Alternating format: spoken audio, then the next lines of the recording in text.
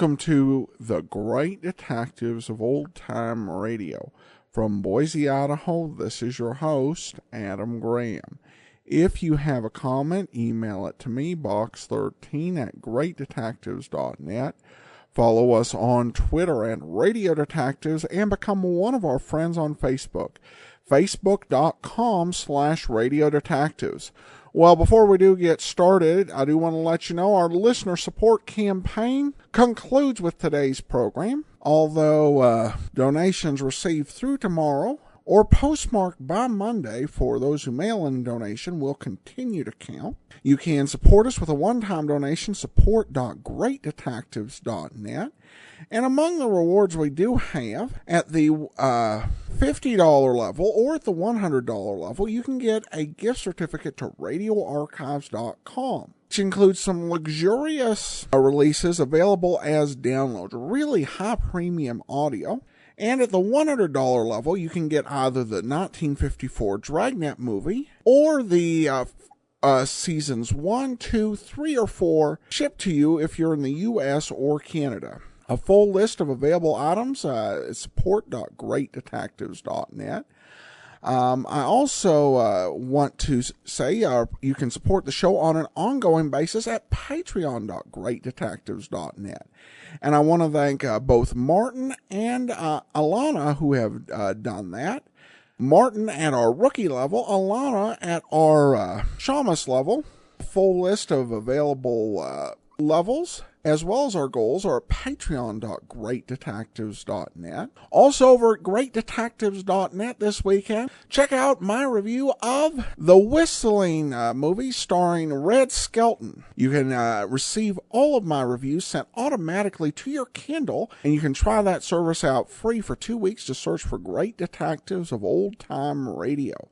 Well, now it's time for today's episode of Dragnet. The original air date, August 31st of 1950. The title, The Big Check. The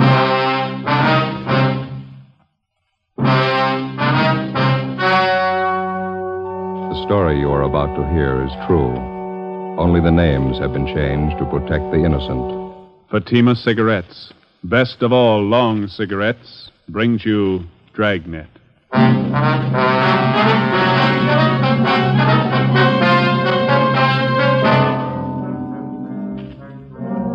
You're a detective sergeant.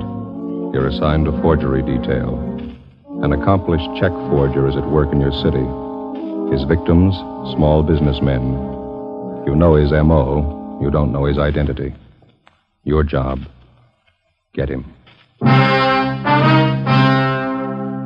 If you want a long cigarette, smoke the best of all long cigarettes. Smoke extra mild Fatima. Yes, Fatima is the king-size cigarette which contains the finest Turkish and domestic tobaccos superbly blended to make it extra mild, to give Fatima a much different, much better flavor and aroma than any other long cigarette. That's why Fatima has more than doubled its smokers coast to coast. Enjoy extra mild Fatima yourself. Best of all, long cigarettes. It's wise to smoke extra mild Fatima. It's wise to smoke extra mild Fatima.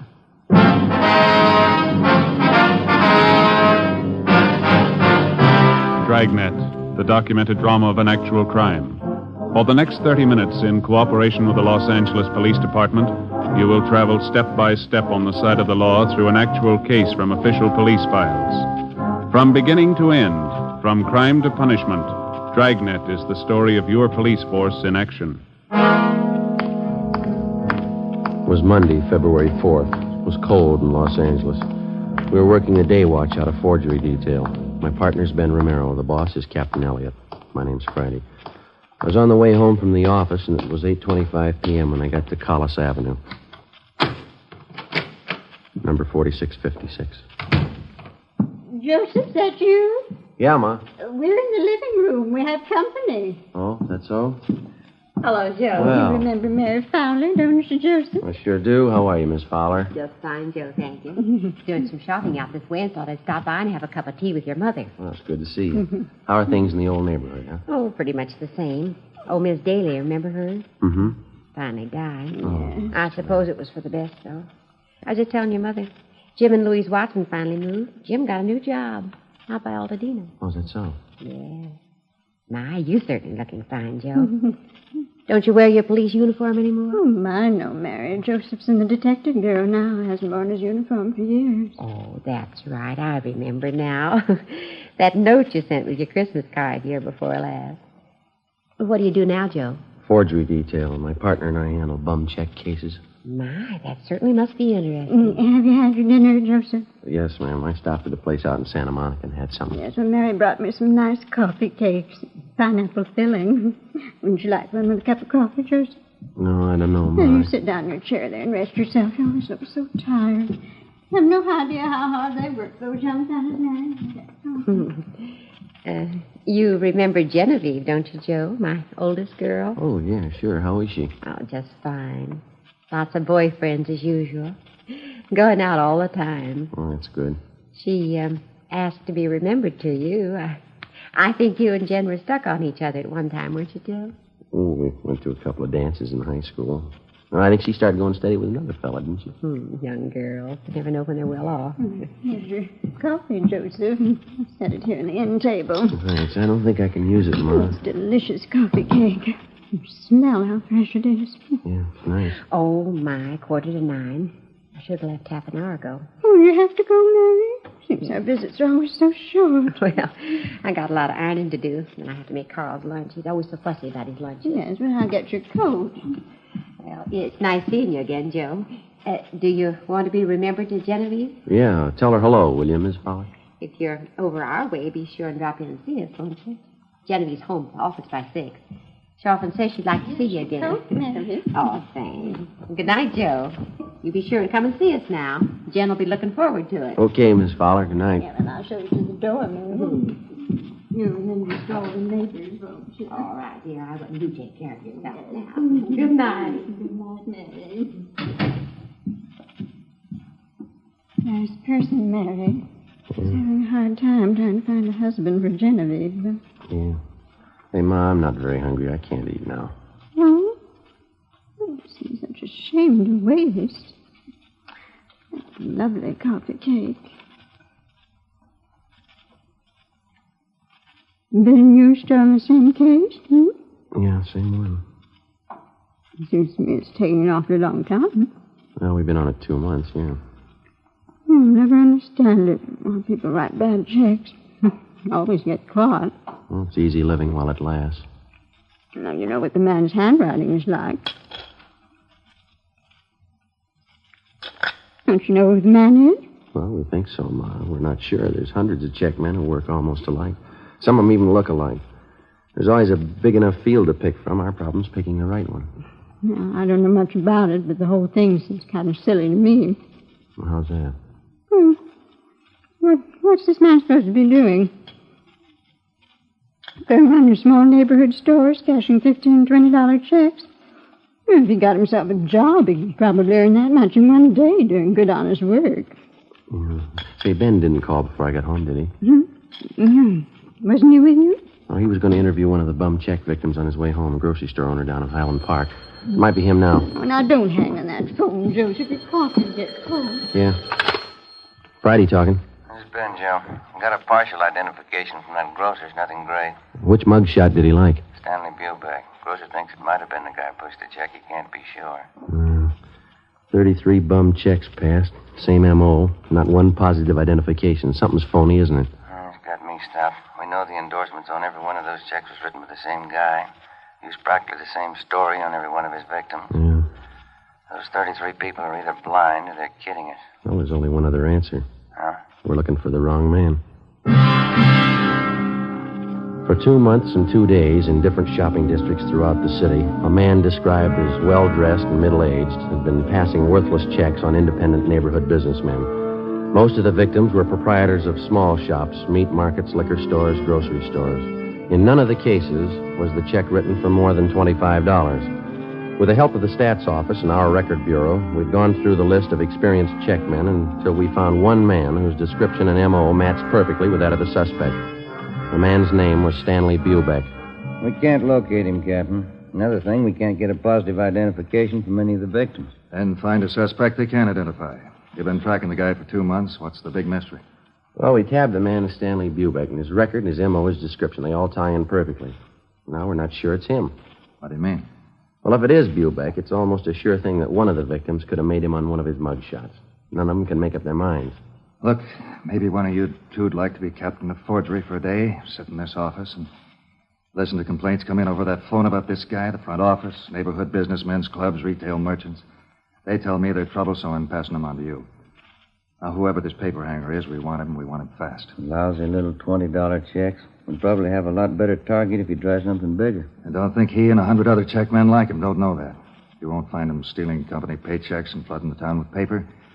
They take it from the little guy, and they take it in small amounts, but add up those small amounts at the end of the year, and they'll scare you. Yeah, that's the rotten part about it. None of those victims can afford a bad check. That grocer Donnelly stands on his feet all day to net a profit of $10, $15. He gets tagged with one bad check, and he's working for nothing. We got bulletins out on the suspect to all the small businessmen in town. They've all been alerted. Excuse me. Captain Elliott. Yeah, okay, Don, right away. Don Myers. He went over the handwriting in those last 3 checks. Wants to see you. Okay. How about that special bulletin you got out to the prisons on Stanley Bubeck? Any replies? Nothing yet, Skipper. All right, stay on it. Right, let's go, Ben. It's a sour deal. I'd give a right arm for a line on this guy. Yeah. Well, it'd move a lot faster if somebody'd help us follow those checks closer. The way it's running now, we hear about the paper 2 weeks after it's been cashed. The Bubeck thing isn't helping much. No use trying another line till we get it settled. Hi, Don. Oh, hi. Just finished up on those last 3 checks that came in. You want to give them a look? How do they shape up? Well, you can see for yourself. Right here. Yeah? Here are the 3 I just went over. Mm-hmm. And here are half a dozen bad ones for cash last month. Now, the endorsements on this half dozen match perfectly. And those other 3? Well, I'd say they were endorsed by the same person. Now, look here. You can notice the capital letters. Now, he still handles them the same way. Disconnected from the other letters in the first name. See? Yeah. But he connects the capitals in the last name. See? Mm-hmm. Not very bright. Yeah. Not much doubt in my mind. All the other handwriting factors tie in. The form, skill, shading. They all match up. The movement, terminals, they're all the same for my money. Yeah, here, the way he writes the lowercase letters. Yeah, that cinches it for me. How's that, Don? Well, here. The inclination of the terminal stroke on the S. See it? Degree of slant above the horizontal is just about 55 degrees in all cases. Mm-hmm. Now, the finger movement and his capitals have plenty of freedom. They're not shaded much. Yeah. Nothing like this in his lowercase letters, though, you see? Here. Yeah, I think I know what you mean. Not much freedom here. Lots of shading. And the pressure on the lifts. Here. They match up. Mm-hmm. Same on the downstroke. No, I'd say the skill is medium in all cases. Embellishments, both class 2. No changes at all in the style? Oh, he made the signatures look a little different. All 8 factors match up, though. It's the same person. All we have to do is find him. Hey, how about this fellow Stanley Bubeck? I thought you had him tapped. Well, we're not too sure about him, but it's the only line we got to work on, so it'll have to do for now. Mm-hmm. Romero, the man in the office to see you and Joe. Name's Loomis. Right, Fred. Be there in a minute. Okay. Well, thanks, Don. We'll check you later, huh? Sure, okay. See you. Let's go, Ben.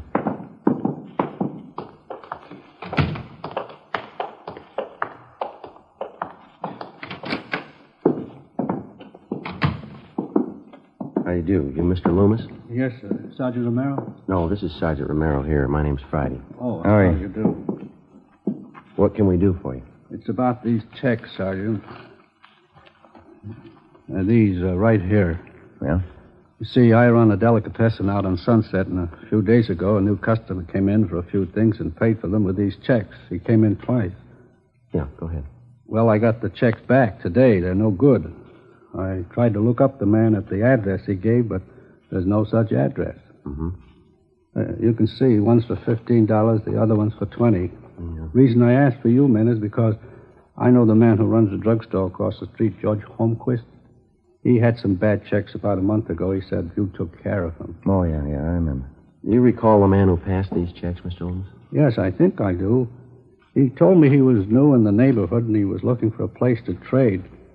Well, I guess we're all anxious for new business. I took the checks. You got those mug shots there, Ben? Well, yeah.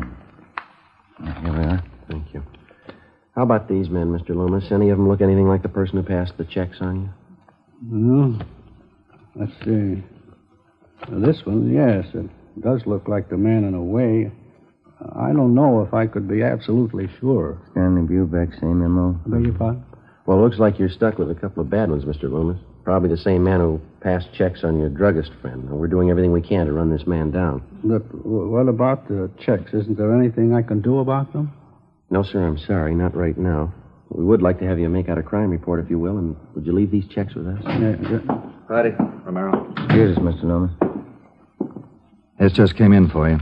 Reply from Salt Lake City, Utah on that bulletin you sent out under Stanley Bubeck. Yeah. He's been in jail for 5 months. We sent a request to Salt Lake asking him to question Stanley Bubeck if he knew of any forger who matched his description or used his M.O. Bubeck could tell us nothing. Wednesday, February 6th, we threw away the results of 2 months of investigation. We went back and started from the beginning. Despite all precautions and warnings, the checks kept coming in at the rate of half a dozen a week. The same M.O. was used. The same handwriting showed up in the signatures on the checks. Again, with the help of the staff and the statistician's office and the record bureau, we waded through hundreds of names of known checkmen and compiled a new list of 38 possible suspects. Each one fitted the general description of the forger. Each one, at some time in his forgery career, had used the same general method of operation. Well, after days of legwork, we finally boiled down the list of possibles to 3 names: George Roberts, James Young, and a Harry L. Johansson. We got out a flyer to all the small businessmen in the areas where the forger operated. Another week passed. The worthless checks kept showing up at the rate of 2 and 3 a day. On February 21st, Ben and I answered a call from a druggist in the Echo Park district. He bought some toothpaste and a carton of cigarettes, Sergeant. Asked me to cash a $20 check for him. Did you ever see the man before, sir? No, he gave me the same old story about being new in the neighborhood. That's when I remembered that police bulletin the department sent me. Mm-hmm. Do you still have that bulletin? No, I looked it over, and then I guess it got mislaid. I wonder if you'd mind taking a look at these pictures here. Not at all. These right here. Mm-hmm. Sure. This one right on top, that's the man. You sure? I am. It only happened a few hours ago. Do you know who he is? Harry L. Johansson. That's the name we have on him. It doesn't mean anything to me. He got real huffy when I wouldn't take his check. Stalked right out of the store. Very suspicious. Did you follow him? No, I told Ralph, my clerk, to follow him. Ralph. Yeah, Mr. Butler? You want to tell these officers about that man this morning? Oh, I followed him down the street for a block and then turned the corner. That's where I lost him. It's too bad. Yeah, all I got was a license number.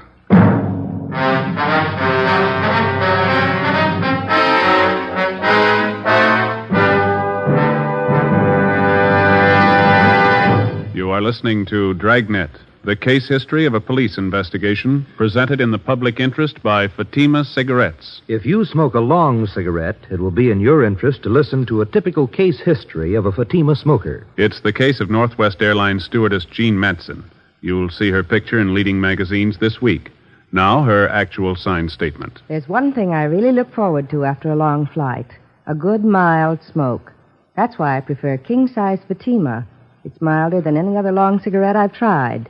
Yes, I agree it's wise to smoke extra mild Fatima. And so do more and more smokers every day.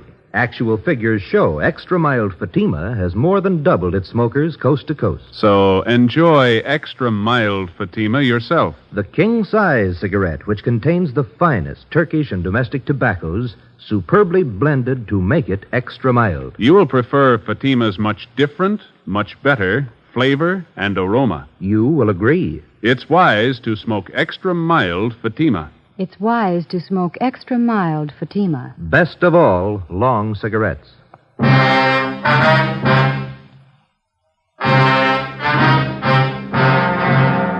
September 21st, Thursday, 3 p.m. We took the license number which the drugstore clerk had given us. We went back to the office and checked it through DMV. We found the car was registered to a Russell Burroughs on Pico Boulevard. We checked him out. He told us that he had loaned his car the day before to a friend of his. He identified the friend as Harry L. Johansson and gave us his last known address, 614 Elderwood Avenue. We got out a broadcast on the car. The Elderwood Avenue address turned out to be a single-story wooden frame house in the southern part of the city on the edge of the industrial district. It needed a coat of paint. A woman in her elderly 30s answered the door and identified herself as Mrs. Johansson. She invited us into the living room. There was a baby playing on the floor. I don't expect my husband home for another 2 weeks, Sergeant. He's a cosmetic salesman.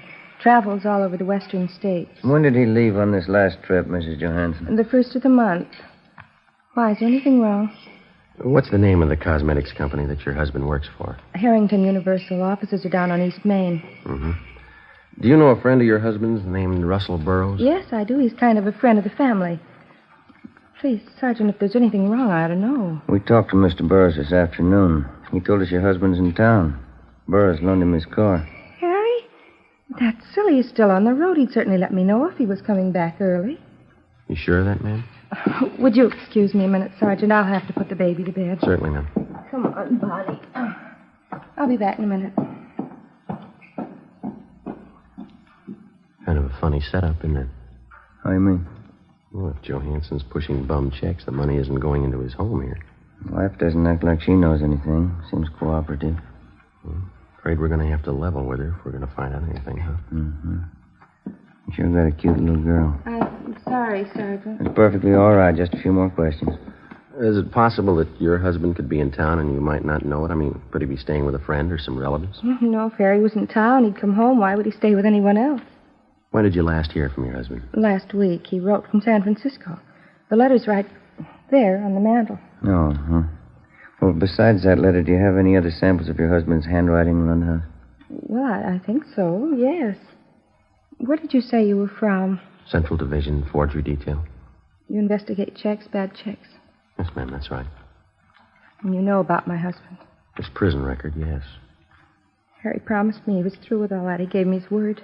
Sorry, ma'am. About a month ago, he had some extra money. He wouldn't tell me where he got it. Look, Sergeant, maybe you've made a mistake. Maybe it's not Harry at all. You're not sure, are you? Did your husband use the phone much? I mean, for out-of-town calls, say? No. Just that one toll call, a Long Beach number, I think. He has a business friend down there he used to call. Do you know the number, ma'am? I can show you. It's on last month's phone bill. Please, Sergeant, if Harry's done something wrong, he did it for us. Me and the baby. Harry's not bad. Yes, ma'am. He's done something. He did it for us. Harry hasn't had it easy. He wanted to get things for the baby. Clothes, a better house. All he wanted was a little happiness. A little happiness. You had it wrong, ma'am. You don't buy it with bum checks.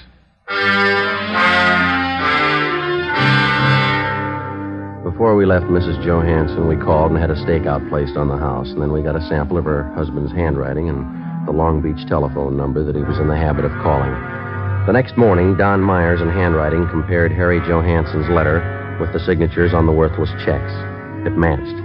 We called the Harrington Universal Cosmetics Company. They never heard of Harry Johansson. We called that Long Beach phone number. A woman answered and gave us the address where the telephone was installed. It turned out to be a swanky, modern apartment house. In apartment 18, we interviewed a good-looking brunette. She identified herself as Harry Johansson's common-law wife. She was well-dressed, and the apartment was richly furnished. What's it all about? What do you want, Harry? Police business. You know where he is? Well, what's he done? Do you know where he is? He drove into Hollywood this morning. Might be back tonight. I don't know for sure. Is this your apartment? Yeah. Mine and Harry's. You're sure that Johansson's not here now? Of course I'm sure. Why? Well, and you won't mind if we come in and look around, huh? I have a right to know what it's all about. Johansson's wanted for forgery. Now, if you want to get involved, you help him hide out. I'm not asking for that kind of trouble. Go ahead and look. Take the bedroom, will you, Ben? Right. Never mind, cop. Thanks for the help, honey. I don't want any part of your troubles, Harry. I didn't know a thing about it, officer. Ben? Yeah. You better come along, too, lady. Well, tell him, Harry. I don't know what it's about. What's the idea of getting me mixed up in this? How do you think I was paying for this place? Taking you out and buying us clothes for you. I don't want any part of it. 3-room apartment, a couple of dresses. That's all he ever got me. You got no complaints, lady. Huh? That's more than he bought his kids. 1 p.m. Friday. Ben and I took Harry Johansson to the county jail where he was booked for suspicion of forgery. We called Mrs. Johansson and notified her. She immediately contacted friends and relatives and raised enough money for a writ to have her husband released from jail.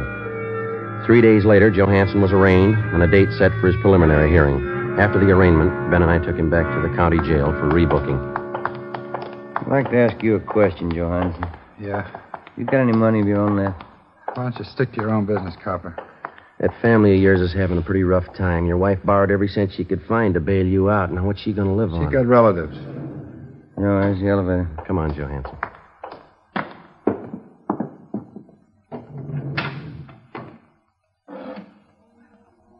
They're not going to put me back in Folsom. Not in 100 years. You've done 2 stretches already for hanging paper. You should have known better, mister. You got it all figured out, haven't you, Fuzz? Well, I'm not going back. Take it easy. You got a couple of more weeks on bail before the trial. Yeah. A couple of weeks. What's the matter with you? Don't you feel well? They won't get me back to Folsom. You're not making it any easier on yourself. All right, Archie.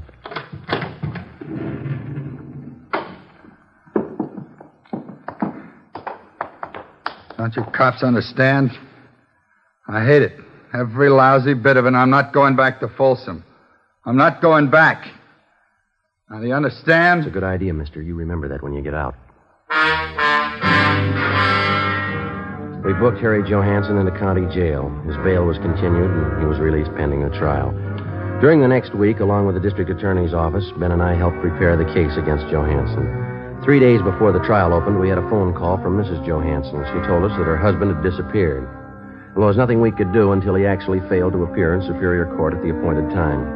On Monday, April 3rd, the case of the State versus Harry L. Johansson officially opened. The defendant failed to show. A bench warrant was immediately issued, and we got out a broadcast and an APB on the suspect. Stakeouts were placed in his house and at the apartment of his common-law wife. 2 days passed. No sign of him. Nothing, Joe. Bumley just checked it out. Yeah. How about those 2 ex-con pals of Johansson's? Did you check with them? Yeah, nothing there. I don't see how I can last out much longer. One suit of clothes, no money. You still got a checkbook. When did the skipper say he was coming back? On 7:30 tonight. 7:15 now. I'll get it. Forgery, Friday. Joseph, this is your mother. Oh, yeah. Hi, Ma. I forgot to tell you when you called earlier. You're supposed to be home tonight by 8 o'clock. What's that, Ma? Mary Fowler, she's coming over to visit tonight, and Genevieve's coming with her. Yeah, well, look, will you try to explain to them that I'm working and I can't get away, huh? Well, all right, Joseph, I'll try. If I possibly can, I'll try to make it home by 10. Will that be all right? Well, all right, Joseph, I'll see what I can do. Genevieve's going to be disappointed. Yeah. If I'm later than that, don't wait up for me, huh? Yes, all right then. Bye, Ma. Yes. Bye, Joseph. Oh, hi, Skipper. The call just came in. Yeah? They found Johansson. Captain Elliott, Ben, and I drove out the highway to the Tahunga Wash. We turned off and headed into the Mount Gleason area. Captain Elliott directed us onto a dirt road. Halfway up one of the mountains, we spotted a group of cars pulled off on the shoulder of the road. We parked behind them, got out, and started over. Who found the car, Skipper? One of the people living back in the hills. Spotted it on his way home from work. Coroner got here in a hurry. Yeah. Hi, Dave. Oh, how you doing, Joe? Captain Elliott. How long's he been dead? Since last night, I figure. Come on over. Yeah. You talked to the man who found Johansson's body, Dave? Yeah, he didn't touch a thing. What'd you find? Powder burns on the temple, powder on the hands. Boys from homicide found the note. It's on the seat right next to him.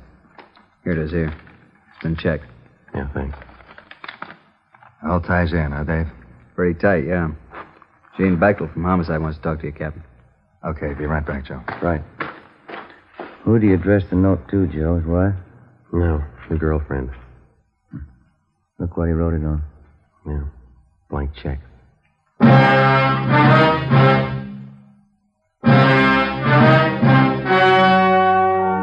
The story you've just heard was true. Only the names were changed to protect the innocent. On April 9th, an inquest was held in the coroner's office on the main floor of the Hall of Justice, Los Angeles, California. In a moment, the results of that inquest. And now, here is our star, Jack Webb. Thank you. The working detective comes in contact with many people in his daily tour of duty, people who are willing to cooperate and those who won't even try. It's a difficult task, but the police officer has been trained to try to please everybody to the best of his ability. So with a cigarette, the people who make Fatima try to please all long cigarette smokers. They carefully select and blend the finest Turkish and domestic tobaccos to make Fatima extra mild, the best of all long cigarettes. Now, if you're a long cigarette smoker like I am, smoke Fatima. Every pack is extra mild. Fatima.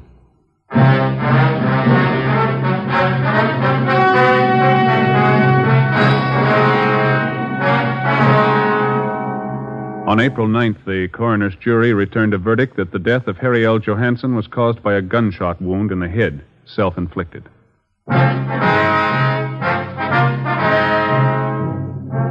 You have just heard Dragnet, a series of authentic cases from official files. Technical advice for Dragnet comes from the Office of Chief of Police W.H. Parker, Los Angeles Police Department. Fatima Cigarettes, the best of all long cigarettes, has brought you Dragnet from Los Angeles. Coming up, Duffy's Tavern. More good times on NBC.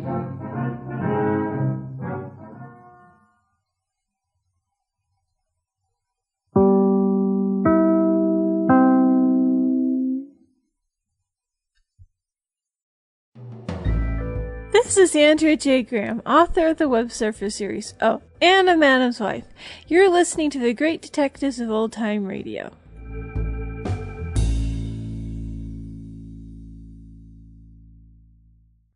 Welcome back. Well, this was one of those episodes that took us back in time to a far more innocent time and showed us why we're a little more cynical these days.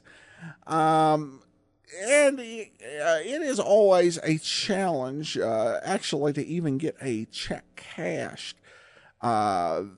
these days because of the type of check fraud that's gone on. That was kind of documented a little bit as to what had happened in the past in the movie Catch Me If You Can, although that was obviously on a much larger scale. And, of course, our technology has changed and the way we spend money has changed, which has, of course, led to new sorts of fraudsters. Still, Americans do use checks actually a lot more than probably most industrialized nations. There's actually a nation in Western Europe, I forget one, which actually has a checkbook in their museum rather than as something that they actively use. But still, it's always a challenge to get a check cashed unless you go to a check cashing store and pay a very high fee. And that's a result of the fact that so many people abuse the system when people would cash it just to be nice. Of course, check forgeries become a bit harder with faster processing of checks, which would have helped in so many of these cases here. And of course, the ending was interesting with a very ironic suicide note. All right, well, that will do it for today. I do want to remind you to support our Patreon campaign, patreon.greatdetectives.net. And with that campaign, you can give a variety of levels, including Rookie, Shamus, Detective Sergeant, Master Detective, and Chief of Detectives. At the Detective Sergeant level, you get early access to our programs and are even able to comment on episodes before we play them. You also get one ebook every 6 months, and that will help us towards our goal of improving the show by increasing servers and purchasing better equipment, as well as reducing ad campaigns. Full list of available goals and thank you gifts, patreon.greatdetectives.net. But that will do it for today. Be sure and join us tomorrow. We will have our video theater, an episode of Ellery Queen. And then next Monday, the final episode we have of The Saint, or second to last, I should say. And then next Saturday, another episode of Dragnet. In the meantime, send your comments to box13 at greatdetectives.net. Follow us on Twitter at